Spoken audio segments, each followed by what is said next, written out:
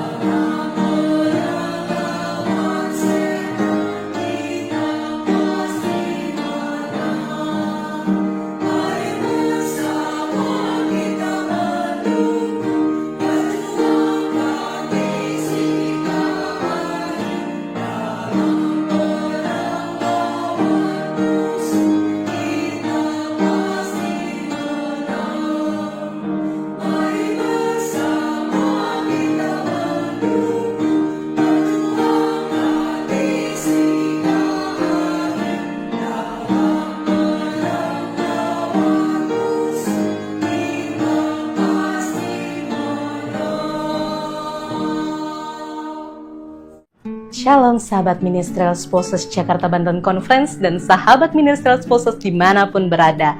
Salam sejahtera bagi kita semua. Edisi kali ini kami mengambil tema hati yang merenungkan dan taat. Tentu saja sebagai seorang Ministerial Spouses kita tentunya menghadapi berbagai masalah dalam pelayanan. Bagaimana caranya kita untuk dapat selalu mempunyai hati yang selalu merenung dan taat? Mari kita saksikan tayangan berikut. Semoga dengan tayangan MSGBC Media ini dapat memberikan manfaat dan juga pembelajaran bagi kita seluruh Ministerial Spouses Jakarta Banten Conference dan Ministerial Spouses dimanapun berada. Tuhan Yesus memberkati.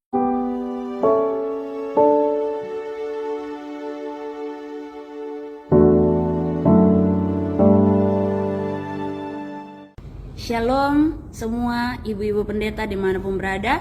Saat ini kita akan mendengarkan renungan melalui Maria, yaitu Ibu Yesus yang mempunyai hati yang merenungkan dan taat. Kita bisa baca di dalam Alkitab, terdapat di Lukas 1 ayat 26 sampai 38 dan Lukas 2 ayat 19. Maria Ibu Yesus adalah teladan wanita yang selalu merenungkan hidupnya di hadapan Tuhan. Ia tidak sombong ketika dipilih Allah, tidak marah ketika disalahpahami dan tidak menuntut pengakuan, tetapi justru merenungkan semua hal di dalam hatinya. 4 hal yang dapat kita pelajari dari Maria, Ibu Yesus. Yang pertama, hati yang merenungkan bukan menghakimi. Yang kedua, rendah hati menerima teguran dan perubahan. Yang ketiga, taat sekalipun tidak mengerti. Dan yang keempat, evaluasi diri di hadapan salib. Yang pertama yaitu hati yang merenungkan bukan menghakimi. Terdapat di Lukas 2 ayat 19. Maria menyimpan segala perkara itu di dalam hatinya dan merenungkannya. Maria tidak terburu-buru menilai atau bereaksi terhadap keadaan. Ia belajar diam dan merenung. Sebagai istri pendeta, kita sering menghadapi banyak penilaian dari jemaat, keluarga, bahkan diri sendiri. Dalam semua itu, Maria mengajar kita untuk berhenti sejenak, mendengarkan suara Tuhan dan bertanya apa yang Tuhan mau ajarkan melalui ini. Evaluasi diri sejati dimulai dari hati yang tenang di hadapan Allah. Kita bisa bertanya di dalam hati kita, apakah saya lebih sering bereaksi atau merenung dalam doa? Atau sudahkah saya membiarkan Tuhan menuntun kehidupan saya sebelum saya mengambil keputusan? Yang kedua, rendah hati menerima teguran dan perubahan. Ketika malaikat Gabriel menyampaikan kabar bahwa ia akan mengandung oleh Roh Kudus, Maria tidak menolak tetapi membuka hati. Sesungguhnya aku ini hamba Tuhan, jadilah padaku menurut perkataanmu. Itu Lukas 1 ayat 38. Maria merasa dirinya tidak layak, tapi ia siap diubah dan dipakai Tuhan. Sebagai istri pendeta, penting untuk menerima teguran Tuhan dengan rendah hati, baik melalui firman, suami, atau pengalaman dalam pelayanan. Kita bisa bertanya pada diri kita, apakah saya siap menerima teguran dengan hati terbuka? Atau sudahkah saya membiarkan Tuhan memperbaiki hal-hal yang belum benar dalam diri saya sendiri? Yang ketiga, yaitu taat sekalipun tidak mengerti. Banyak hal yang Maria tidak pahami, mengapa dirinya yang dipilih, mengapa Yesus harus menderita. Tapi ia tetap taat dan setia mendampingi. Dalam kehidupan istri pendeta, ada masa-masa kita tidak mengerti jalan pelayanan, tekanan, kesalahpahaman, atau pengorbanan. Tapi ketaatan Maria mengingatkan kita ketaatan lebih berharga dari pengertian. Kita bisa bertanya pada diri kita, apakah saya masih taat meski tidak mengerti sepenuhnya rencana Tuhan? Atau sudahkah saya menyerahkan seluruh rencana hidupku ada pada kehendaknya? Yang keempat, evaluasi diri di hadapan salib. Maria berdiri di bawah salib melihat anaknya menderita. Yang terdapat di Yohanes 19 ayat 25. Ia tidak menuduh Tuhan, tapi dia diam dalam kesetiaan. Disitulah puncak evaluasi diri sejati. Ketika kita belajar untuk tetap setia dan percaya meski hati terluka. Sebagai istri pendeta, terkadang pelayanan membawa rasa lelah atau salah paham. Namun, Maria menunjukkan bahwa kesetiaan yang diam di kaki salib adalah bentuk evaluasi hati yang paling dalam. Kehidupan Maria adalah kehidupan iman yang sederhana, ketekunan, dan penyerahan. Ia tidak menyombongkan perannya, tetapi setia merenungkan kasih Allah dalam diam. Evaluasi diri bukan sekedar menyadari kekurangan kita, tetapi menemukan kembali kasih Allah yang bekerja di balik setiap keadaan. Mari kita terus belajar dari setiap pengalaman di dalam pelayanan kita masing-masing, memperbaiki yang kurang, dan melangkah dengan semangat baru untuk menjadi teladan baik di rumah maupun juga di dalam pelayanan kita masing-masing. Tuhan memberkati kita.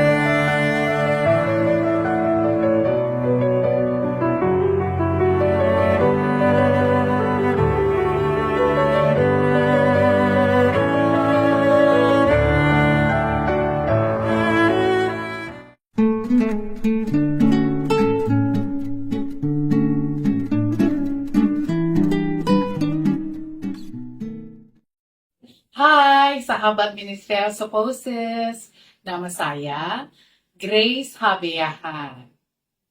Dan saya adalah istri dari Pendeta Wilman Habeahan. Saat ini kami melayani di Jemaat Koinonia dan Jemaat Pondok Ranji di Jakarta Banten Conference. Tuhan memberkati kami dengan memberi kepada kami 2 orang anak. Yang pertama seorang putri bernama Ana. Kebetulan sekarang dia sudah bekerja. Dan putra yang kedua, dia bernama Aaron dan dia sedang kuliah.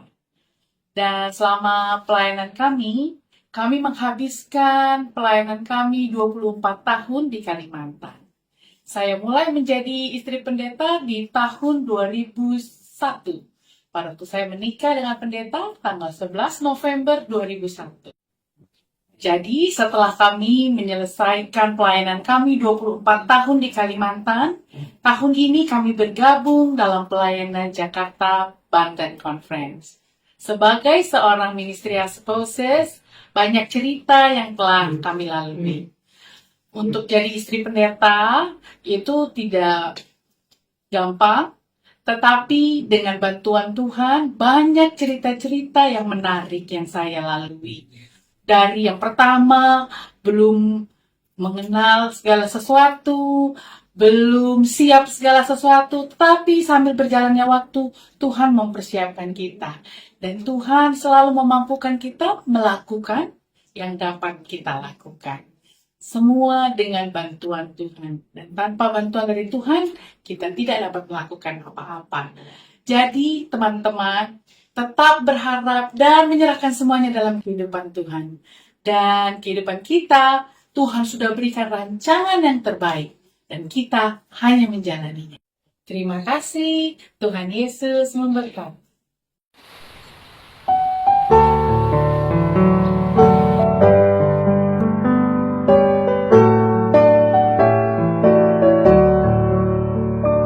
Ada negeri yang terang benderang, kita memandang oleh iman. Bapa kita menunggu seberang, menyediakan tempat yang aman. Di pantai nan indah, segera kita jumpa di sana. Di pantai nan indah, segera kita jumpa di sana. Kita kelak bernyanyi di sana, lagu surga yang amat merdu. Jiwa kita selalu gembira, karena maut tak lagi menyentuh. Di pantai nan indah, segera kita jumpa di sana. Di pantai nan indah, segera kita jumpa di sana. Allah Bapa yang Maha Suci, kami persembahkan pujian karena rahmat-Nya yang penuh kasih bagi manusia sekalian.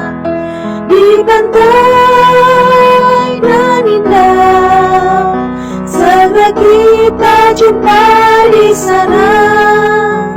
Di pantai nan indah, segera kita jumpa di sana. Di pantai nan indah, segera kita jumpa di sana. Di pantai nan indah, segera kita jumpa di sana.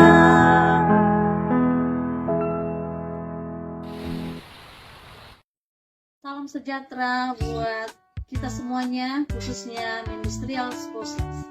Saat ini saya akan membagikan tips and trick bahan yang kita perlukan untuk merangkai sebuah bunga adalah ini adalah sebagai batangnya sebuah besi ya. Ini bisa kita beli di Jatinegara. Kemudian ini adalah kelopaknya ya. Kelopak. Ada daunnya, daun. Kemudian ini juga ya. Selanjutnya ada bunga nanti yang akan kita rangkai seperti ini. Ada tali pancing. Ini juga ya untuk pengikat daripada rangkainya nanti ya. Dan juga jangan lupa dipersiapkan ini pot bunganya ya, semua ya. Kita bisa beli ini pecah belah ya. Baiklah, yang pertama kita akan memotong tali pancingnya. Baiklah, ini adalah tali pancingnya. Kita masukkan dari bawah ya. Ini kita masukkan dari bawah. Oke. Kemudian kita masukkan kembali ke bawah, ke atas ya. Oke. Kemudian kita ambil kembali bunganya, kita ambil dari bawah ya. Kita masukkan dari bawah ini tali pancingnya.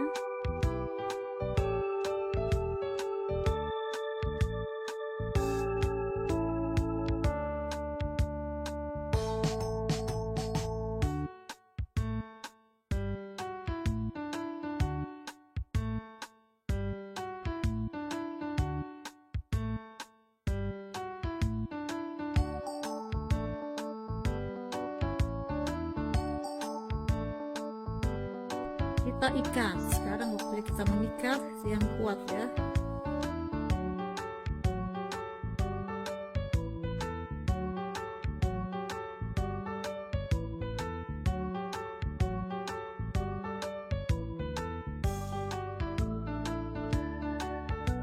Baiklah, selanjutnya kita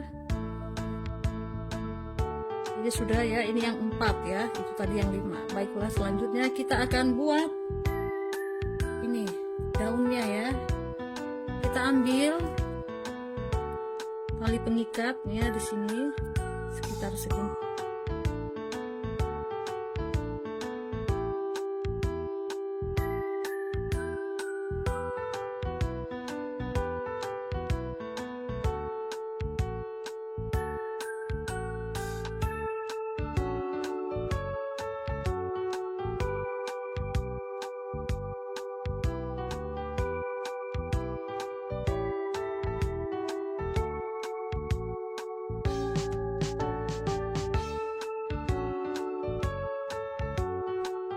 Baiklah, saatnya kita akan merangkai ya. Yang pertama adalah kita ambil ini besinya tadi sebagai batangnya ya. Kemudian kita ikat yang ini ya. Kita masukkan ini ke sini.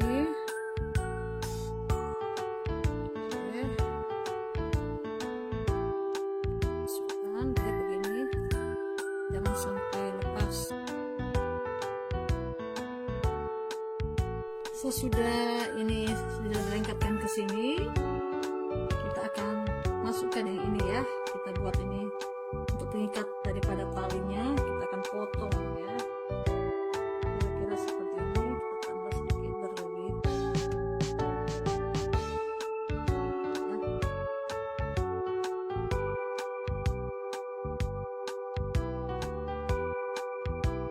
Masukkan ini yang sudah kita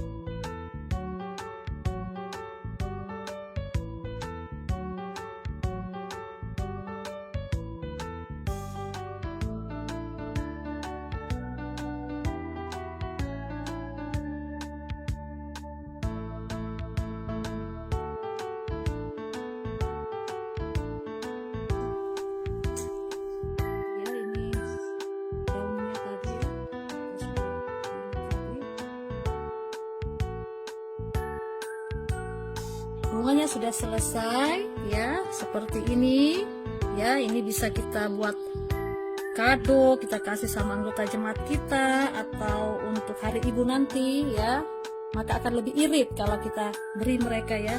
Kita buat seperti ini, kiranya sangat membantu bagi ministerial spouses yang saya kasih.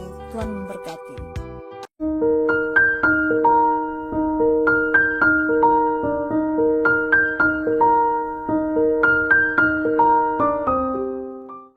Salam sejahtera untuk kita semua MS yang ada di Jakarta Banten Conference. Perkenalkan, nama saya Tiana Sitindak. Saya mau menyaksikan anak saya yang sakit. Tahun ini, tahun 2024-25 ini, bulan 4, tanggal 25, dia kecelakaan, tabrakan. Hasil tabrakan ini, saya sangat-sangat bersyukur ibu kita, pemimpin BWA, Seperdes, MS, membesuk kami di Lampung, karena dirawat di Lampung. Saudara-saudariku yang dikasih Tuhan, saudari MS seluruhnya, kalau ada sakit atau ada masalah kita, kalau kita didatangi, kita didoakan, kita kembali semangat, kita kembali kuat, kita merasa senang.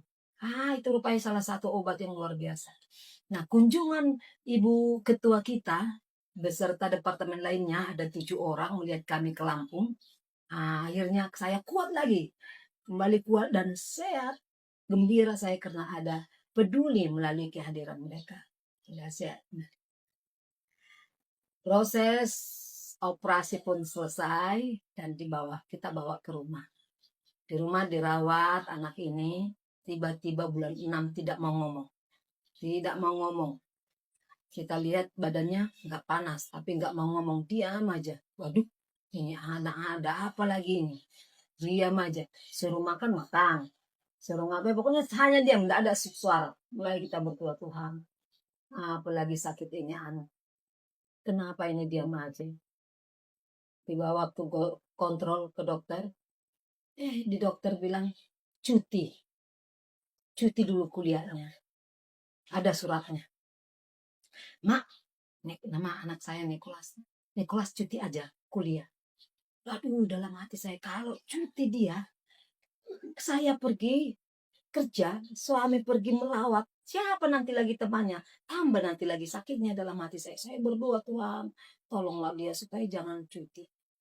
Nah, di sekolah negeri, kebetulan mereka itu sekolahnya di Lampung, masuknya bulan September. Dengan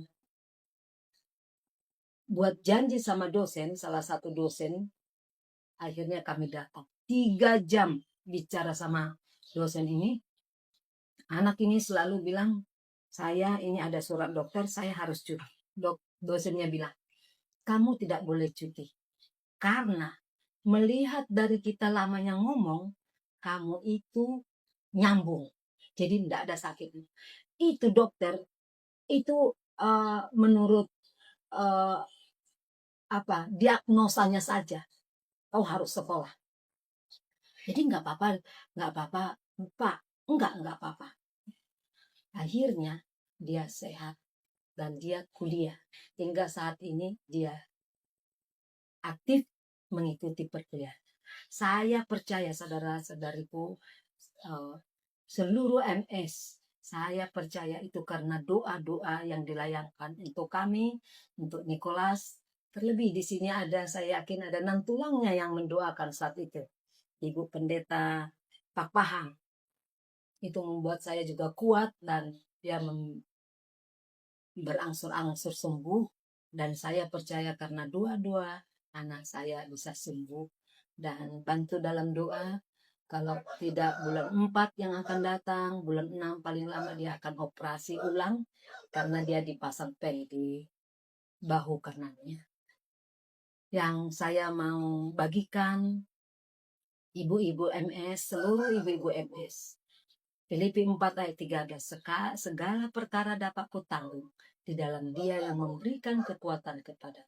Kita akan memperoleh kekuatan bila mana bersandar, berharap sepenuhnya hanya kepada Tuhan saja. Masalah kita berbeda-beda, tapi pasti ada masalah. Percayalah, kita serahkan sama Tuhan, pasti kita akan dapat melaluinya bersama. Tuhan memberkati kita.